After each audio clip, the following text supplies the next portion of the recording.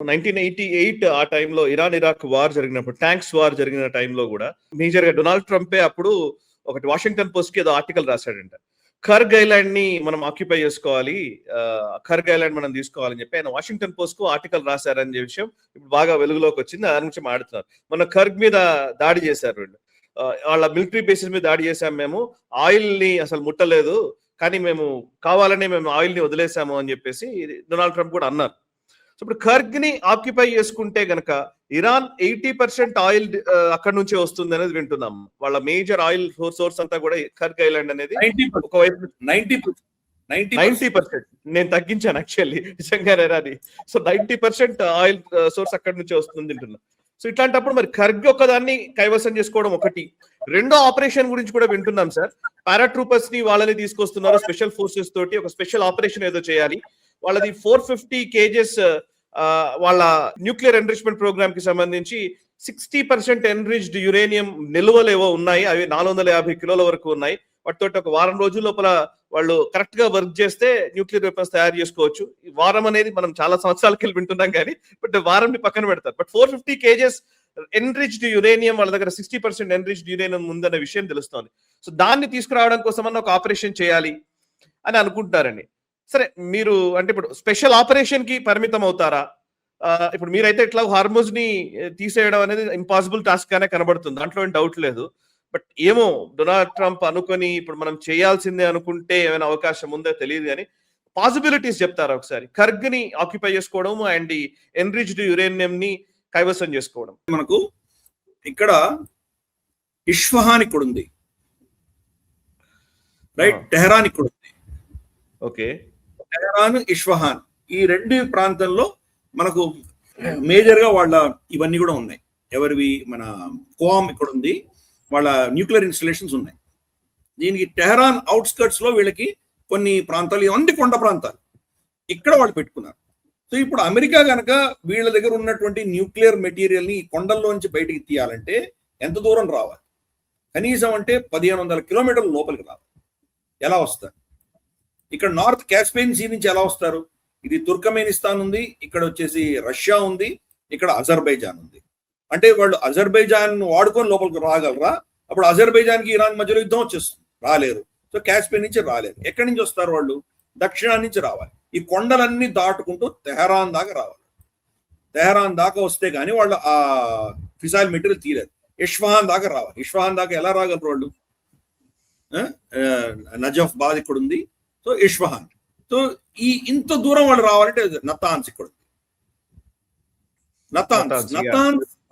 Natanz లో వాళ్ళు nuclear material కొంత దాచిపెట్టారు. అలాగే టెహరాన్ అవుట్స్కర్ట్స్ లో కొండలో దాచిపెట్టారు. ఇంత దూరం వాళ్ళు ఎలా వస్తారు? ఫస్ట్ పారాడ్రాప్ అయితే గనక చుట్టుపక్కల ఇంతమంది ఉన్నారు, అక్కడి నుంచి వాళ్ళు తప్పించుకునేటువంటి అవకాశాలు ఏమైనా ఉన్నాయి వాళ్ళకి? అమెరికన్ పారాట్రూపర్స్ 2000 మంది దిగారు అనుకుందాం. వాళ్ళు మళ్ళీ వాళ్ళని ఎలా ఎక్స్ట్రాక్ట్ చేయగలదు అమెరికా? వాళ్ళని తీసుకెళ్ళాలి కదా, మళ్ళీ హెలికాప్టర్లు తీసుకురావాలి కదా. ఇంత దూరం ట్రావెల్ చేసి వచ్చి వాళ్ళు అక్కడ దిగి ఏదో ఆకాశంలో 20 కిలోమీటర్ల పై నుంచి బాంబు చేయడం వేరే, నేల మీదకి వచ్చి వాళ్ళు అక్కడి నుంచి వాళ్ళని తీసుకొని ఎలా వెళ్ళగలరు వాళ్ళు? నతాన్స్ కానీ ఇస్ఫహాన్ కానీ మనకు టెహరాన్ కానీ ఎంత లోపల ఉన్నాయో చూడొచ్చు మనం. ఇంత లోపల కొండ ప్రాంతం కాబట్టి దాన్ని ఎలా, how is it even possible?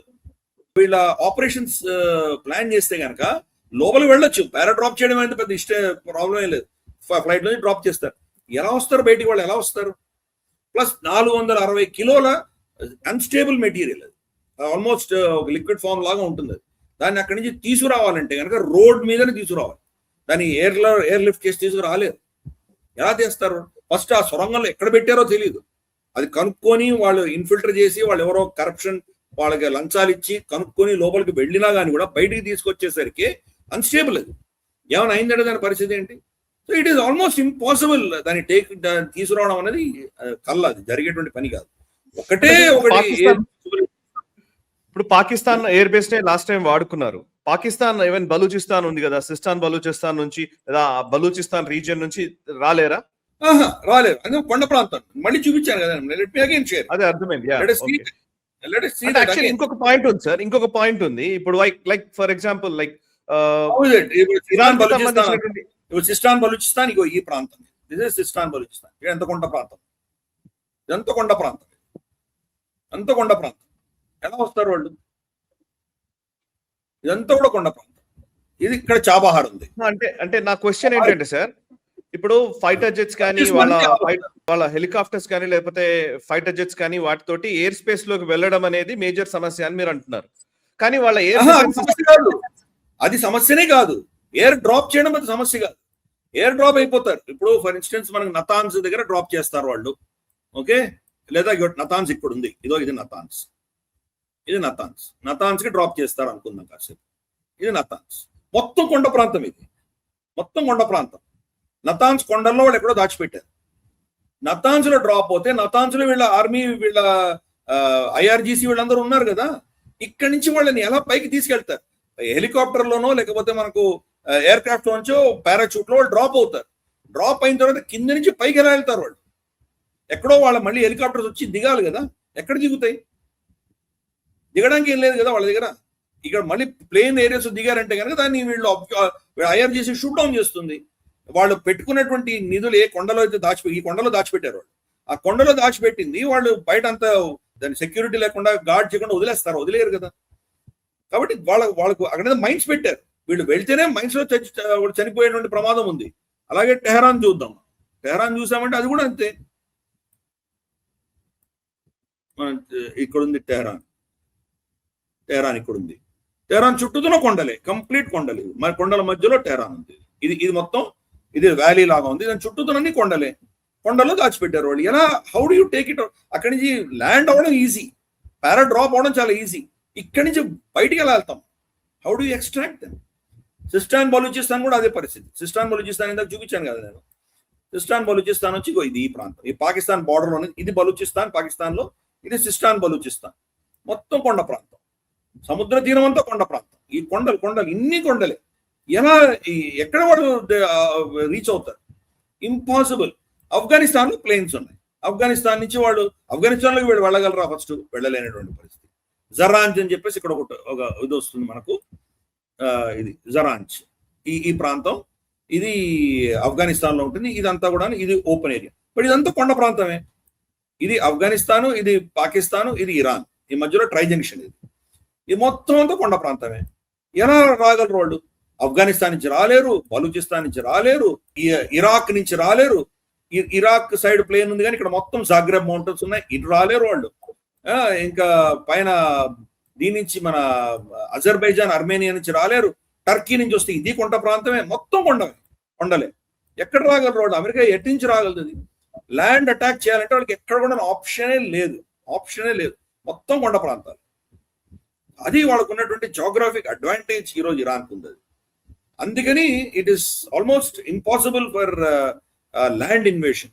Iraq ని ఇన్వేడ్ చేసినప్పుడు రమారమే 150,000 మంది వెళ్ళి ఇన్వేడ్ చేశారు. ఈ రోజు ఇరాన్ మీద కనుక ల్యాండ్ ఇన్వేషన్ చేయాలంటే 5 లక్షల మంది కనీసం కావాలి. ఈరోజు అమెరికా 5 లక్షల మంది వెళ్ళి దాన్ని రెజ్యూమ్ చేంజ్ చేయాలంటే అంత ఖర్చు పెట్టి, అంత జన నష్టం అయితే కానీ వాళ్ళు చేయలేరు. 5 లక్షల మంది చనిపోతారు నేను అన్నాను. అక్కడ 7-8 వేల మంది చనిపోయారు. బహుశా ఇక్కడ 10-15 వేల మంది చనిపోతే కానీ మీరు దాన్ని రెజ్యూమ్ చేంజ్ చేయలేరు. డొనాల్డ్ ట్రంప్ అంత రిస్క్ తీసుకోవడానికి సిద్ధంగా ఉన్నాడా? ఈ వీడియో మీకు నచ్చినట్టయితే లైక్ చేయండి, 10 మందికి షేర్ చేయండి. అలాగే కామెంట్ల రూపంలో మీ అభిప్రాయాలను మాతో పంచుకోండి. Nationalist hub group of channels ను సబ్స్క్రైబ్ చేసుకుని తెలుగునాట జాతీయవాద జర్నలిజాన్ని ప్రోత్సహించండి. ఈ వీడియో కింద ఉన్న బెల్ ఐకాన్ పై క్లిక్ చేయడం మర్చిపోవద్దు.